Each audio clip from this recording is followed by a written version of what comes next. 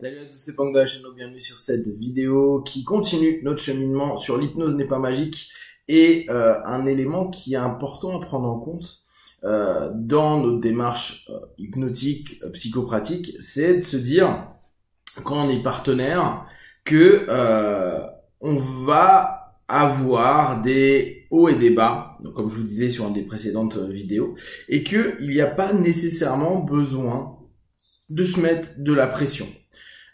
On a l'impression que quand quelqu'un commence une démarche psychopratique, psychothérapeutique, il est en train de se mettre un contrat, et un contrat mais solide, énervé, et il faut absolument que ce contrat il soit fait mot pour mot, on dépasse pas une ligne ni quoi que ce soit. Et autant je suis hyper chiant sur le principe de dire faut être discipliné, être régulier, etc. Mais être discipliné, être régulier, répéter, travailler ce que vous avez fait en session ou ce que vous faites au travers d'audio ou autre, c'est pas forcément réussir à chaque fois. C'est pas nécessairement avoir un taux de réussite de 100%. Il y a quelque chose qui est assez intéressant. L'hypnose, même si ça va permettre rapidement ou moins rapidement d'avoir des effets positifs, ce qui est intéressant, c'est de se voir le nombre de fois où on va être capable de se critiquer et de se dire ah ouais non mais là aujourd'hui j'ai complètement merdé, j'y suis pas arrivé, ou pendant une semaine ou un mois j'ai été relativement bien par rapport à cette problématique-là, mais pendant 2 jours, alors là, ça a complètement merdé. J'ai eu à nouveau ma crise de panique, ma crise d'angoisse, etc., etc. Ok, d'accord, pas de souci. Et après, comment ça s'est passé? Bah après, ça allait mieux. Mais il y a quand même un gros problème parce que c'est revenu. Et c'est là où il est important de prendre en compte ce côté non magique. C'est pas parce que vous allez aller mieux que vous serez toujours bien. C'est pas parce que il y a des moments ça monte que ça ne va pas redescendre.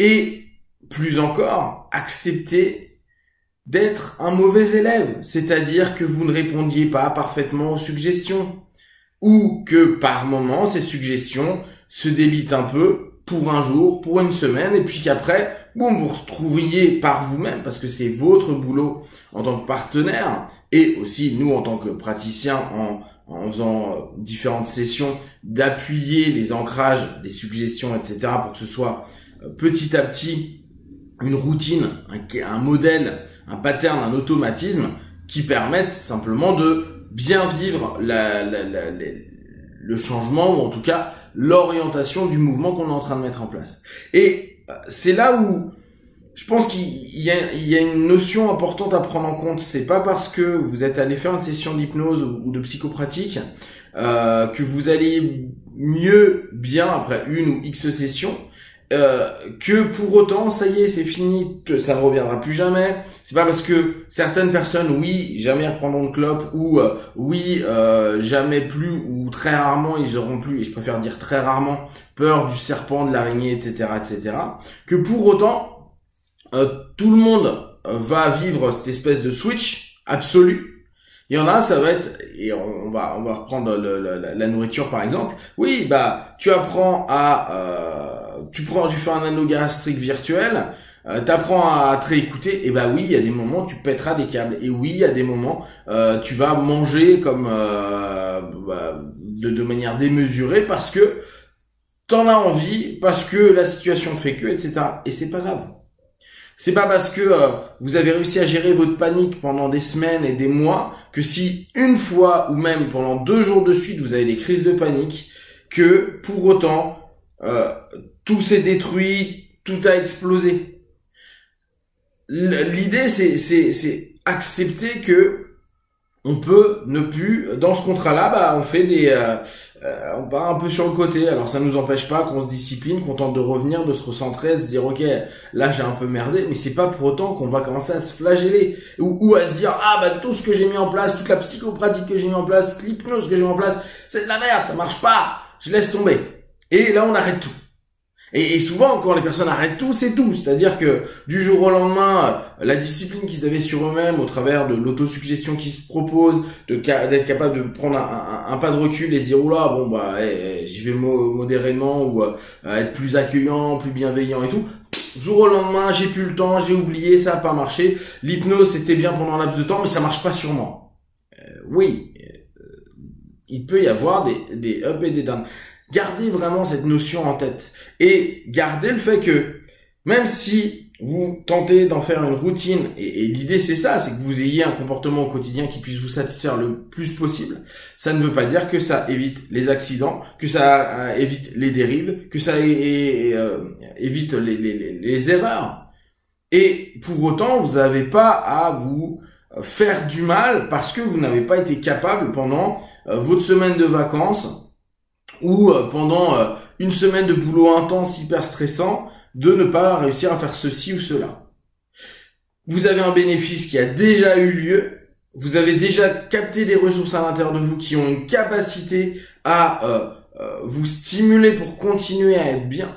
Donc, pas de souci. Se dire, ok, je m'arme de nouveaux process, je m'arme de nouveaux comportements, ne veut pas dire pour autant que vous avez éradiqué tout ce qu'il y a du passé. Et c'est en ça où régulièrement je reviens, on n'efface rien en hypnose, en psychopratique, etc. On recadre. Et plus encore, c'est vivre avec ce que l'on est, ce que l'on a, et même son histoire. Et dans son histoire, quand on a répété 1 million de fois un même comportement, bah si ça fait 500 ou 1000 fois que vous répétez un autre comportement, ça veut pas dire que le 1 million de fois, il a disparu. Et que donc, il faut accepter qu'il y ait du mouvement. Et qu'il y ait des moments, bah ça revienne. Et que oui, ce soit, ah mince, c'est cyclique, ça revient de temps à autre. Oui, et alors? Ça dure combien de temps? Est-ce que ce coup-ci, ça a duré ton état léthargique ou de malaise? Est-ce que ça a duré comme avant? Ça a duré 6 mois, 8 mois, t'es arrivé à plus rien faire, et là, ça a duré une semaine. Tu peux être super fier du boulot que t'as mis en place.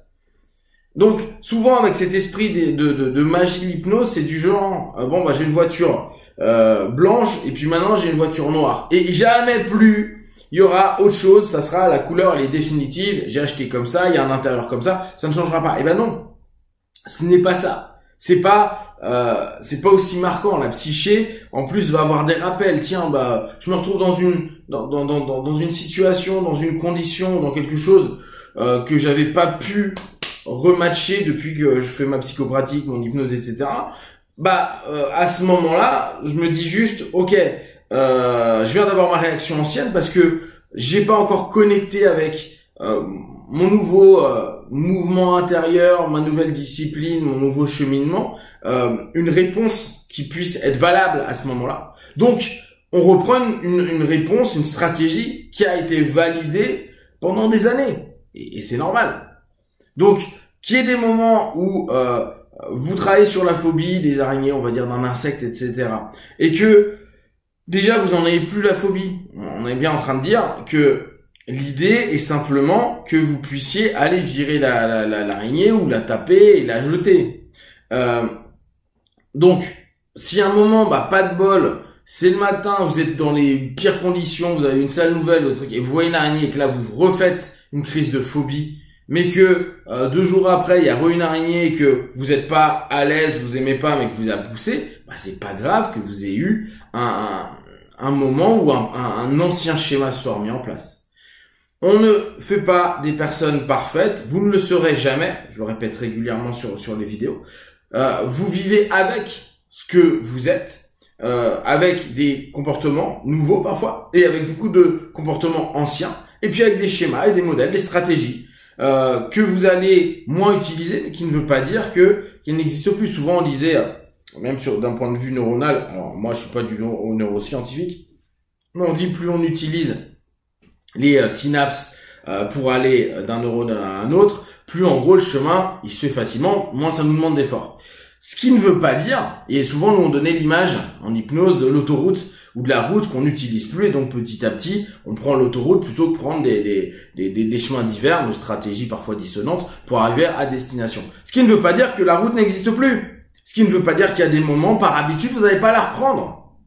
Donc, soyez plus bienveillant avec vous-même. Pensez bien que ça va parfois, voire très très souvent, demander plus de temps que vous n'aviez prévu, que ça va pas changer du tout pour tout, et que même quand vous aurez vraiment avancé, tout n'aura pas changé, parce que vous aurez encore ces réminiscences, ces trucs, parce que ça fait partie de vous, et que c'est très bien si vous arrivez à dire, bon, j'ai été comme ça, il y a des moments où je reprends ces mêmes comportements, mais globalement dans ma vie, c'est quand même un mieux. Si vous avez des questions et des remarques, vous partagez sur Facebook, YouTube, j'y répondrai le plus rapidement possible, et comme d'habitude, de tout ce que je propose, ne prenez que ce qui est bon et juste pour vous, testez, observez, analysez, et concluez. Be one, ciao.